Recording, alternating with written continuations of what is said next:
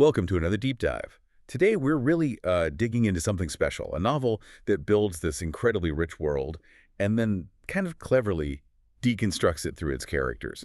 We're talking about excerpts from The Night and the Moth, a fantasy novel by Rachel Gillig, due out from Orbit in May 2025. Yeah, and it's a fascinating setup. It really is. Our mission today isn't just, following a gripping plot. It's more about pulling out the core ideas, those surprising insights, maybe the aha moments, Right. that show us how even a fictional world can reflect brilliantly on big themes like power, truth, and identity. And what's so compelling, I think, is how the author creates this world with such detailed lore, this whole system, and then systematically takes it apart through the main character's journey. Gives us this unique lens, really, to explore belief and control and what it means to find your own way. Okay, so let's unpack this. We should start with our protagonist, Sybil Delling. Though for a lot of the story, we know her as Six. Just six. Yeah. She lives this very secluded life at Aisling Cathedral, a life that seems totally devoted to some kind of mystical purpose. Describe that life for the diviners. Well, it's pretty stark. They're known only by numbers 6, 1, 2, 3, and so on. No names. No names. No names. And they wear these shrouds over their eyes, hiding their faces, their expressions. Their hands are described as calloused from, pressing them onto old stones, climbing this huge wall around the cathedral. A 12-span wall. Right. So it's a life where your identity is basically erased. You're just part of the function. And that function is divination. But this isn't some, gentle meditation, is it? Oh, not at all. It's intense. A diviner steps into a magical spring, tastes blood. Tastes blood. Yeah, tastes blood, and then essentially drowns to enter this dreamlike state. And the book makes it clear it's deeply unpleasant, painful even. It says, to dream of the omens was to fall into nightmares. Causes actual sickness, vomiting. Right, so it sounds less like a spiritual gift and more like, well, a real ordeal, a sacrifice. That sounds incredibly brutal. So, given how awful it is, what's the real point of this divination ritual, beyond just getting answers? Well, it becomes clear pretty quickly it's not just about spiritual guidance, it's profitable. Lords, nobles, knights, regular folk, they all pay hard-earned coin for these insights. So divination is actually a lucrative endeavor for the abbess running the place. So the holy purpose is tied up with money. Deeply, yeah. Which, immediately makes you ask questions, doesn't it? This whole setup, stripped identity, normalized suffering, all for a supposedly holy purpose. Who's really benefiting? Exactly. It's a power dynamic right from the start. Precisely. And that power dynamic, that's what props up the whole system, including the gods themselves. Okay, so let's talk about these omens. They're believed to be gods, right? Yeah. Manifesting through specific stone objects. That's the belief system, yes. And the novel gives us a few. There's the artful brigand, tied to a coin representing, wealth and this very transactional view of things. His creed is basically coin is the only god. Right. And then you have the harried scribe with an inkwell, all about knowledge and how truth is written, devised. Or the ardent oarsman with an oar. About strength and forging your own path like a river. And the faithful forester with a chime, maybe representing nature or intuition. And the heartsore weaver whose loom stone is about love, connection, rooted to the world. It's interesting how each omen embodies a different value, almost like different factions living by different rules, different gods. It's a really smart way to show how beliefs get codified, how they become these rigid structures. But then there's the weird one, the sixth omen. Ah, yes, the moth. Just the moth. And unlike the others, it has no stone object. Right, it revealed nothing of itself, just appears as a pale moth, sometimes at birth, sometimes before death. Very mysterious. So why is this god so vague, so indistinct? That feels important. It absolutely feels like a clue, doesn't it? What does that lack of definition really mean? And enforcing all this, back at the cathedral, the gargoyles. Yeah, these stone figures, they serve the abbess, carry the diviners around. They seem totally bound to the cathedral's influence. They sound pretty intimidating. Silent enforcers. Definitely part of the control mechanism. But this whole tightly controlled world, it can't stay sealed off forever, right? Things start to unravel. Yes, and the catalyst is an outsider challenging the system. King Benedict Castor or Benji. A new young king. And he's got history with this system. He does. His grandfather was actually stoned to death for heresy just for questioning the omens. Wow. Okay, so that's a powerful motivation. Absolutely. It shows how oppressive the system is. It crushes dissent violently. So Benji isn't just curious. He's driven by this deep family trauma and a need for justice. Now, Sybil, still 6 at this point, her first meeting with the knight, Rory. Roderick Myndacious. Well, it doesn't go smoothly. No. She throws up on his boots. Not exactly a meet cute. He seems really abrasive, hates the whole diviner system she represents. He really does. But what's interesting is how that initial antagonism starts to shift. How? Well, they find this unexpected common ground. They both despise the Omens. They both distrust the Abbess. The enemy of my enemy. Sort of. And Rory becomes this really crucial, though maybe reluctant, ally for Sybil as she starts her journey. It's that classic enemies to allies thing, but it feels earned because it's rooted in challenging this huge deception. We also meet Maud Bower. Strong knight, loyal to Benji. Very protective, yeah. And she's already taken action. She killed the faithful forester. Whoa, okay, so she's not messing around. Not at all. She lives by that knight's creed. My armor may dent, my sword may break, but I will never diminish.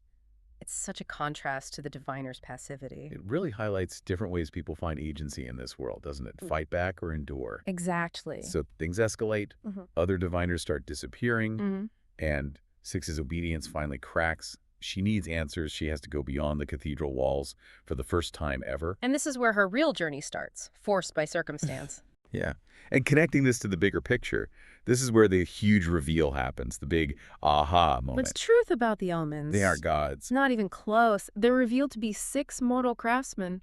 Just people. People who got magic how? From the same spring water the diviners use for their dreams, they somehow tapped into its power. So the whole religion is based on mortals with magic. Pretty much. It's a brilliant illustration of how power can be built on a fabricated mythology, just completely manufactured. And the biggest shock, the abbess herself. Yeah, get this. She is the 6th Omen. Aisling. Of the Moth. Apparently. She's the stonemason who originally crafted all those stone objects for the other Omens. So the entire history, the religion, it was all forged by her. Forged by those who benefit from them, as the text says. She created the system that gave her ultimate control. Wow. Okay, so these so-called gods. Yeah. What's their deal then? Just playing parts? Essentially, yeah. They're play-acting divinity. They get wealth and influence, shipments of gold from Aisling. In exchange for keeping up the lie. Exactly. It's this grand deception, all built for her power and gain. It shows how even something that looks divine can just be a very human, very cynical construct. And this must connect back to the gargoyles too, right? What's their real story? Oh, the gargoyles. Yeah. Yeah, that's heartbreaking. Oh. They're former diviners, foundlings who died in the spring. Died. Or were made to die. And then the abbess remade them using the spring water. They got these stone bodies, immortality even. But there's always a but. But they lost their memories, their names, everything that made them human. Oh, that's awful. And the gargoyle who's been helping Sybil, the bat-like one, that's Bartholomew. He was the first diviner. The first one. Yeah.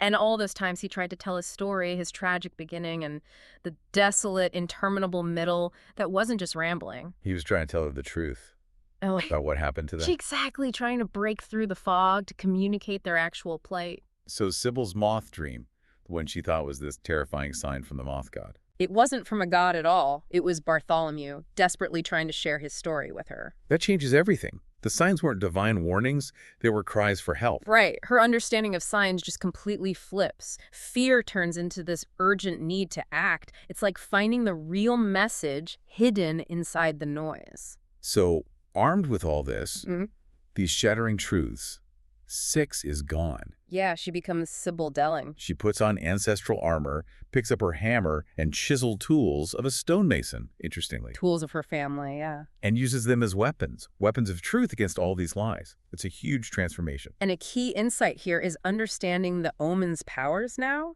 They're magical, yes, but not divine. Just tools. Like Rory using the artful brigand's coin. Exactly. It has these transportive and destructive abilities. He can ghost through walls or break through anything. And they use that power. To fight back. To defeat the harried scribe, the ardent oarsman, they turn the oppressor's own magic against them. Which brings us to the confrontation. The abbess. Chilling doesn't quite cover it. She just confesses. Coldly. Admits to remaking the diviners into gargoyles. admits to breaking their necks one by one with the heart-sore weaver's loomstone. Oh, my. And sending them off to the other omens to, quote, have their fill. Why?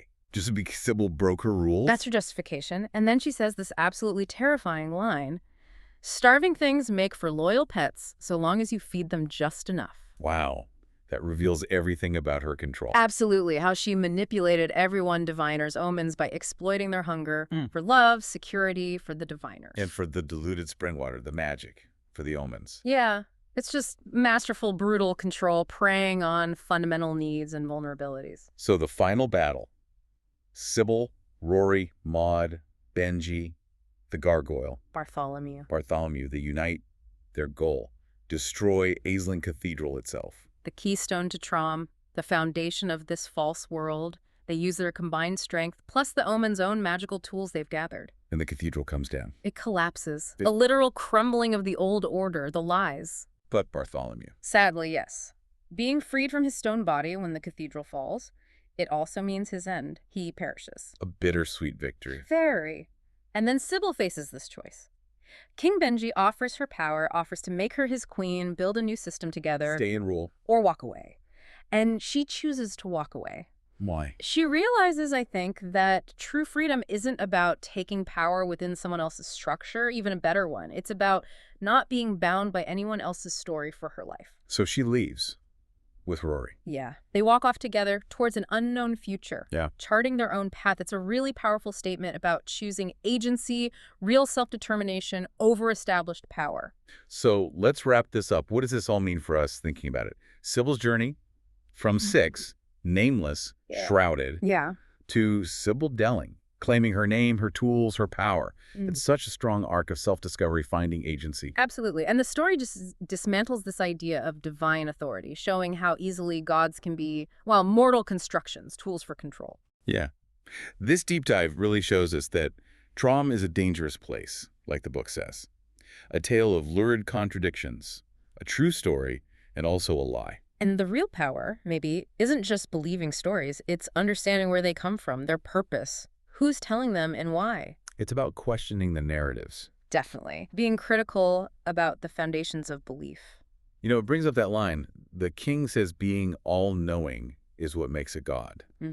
And Sybil, by the end, she's known coin, knowledge, strength, intuition, love, life and death, all the Omens domains, and beaten them at their craft. Right. She's seen through it all. So maybe the greatest power isn't belief itself, but the willingness to question, the willingness to unmake things that aren't true. That's a really profound takeaway, the power of deconstruction, of seeing through the facade. So for you, the listener, how do you decide which stories you live by? And maybe which ones need dismantling? Yeah, something to think about. Definitely something to mull over till our next deep dive.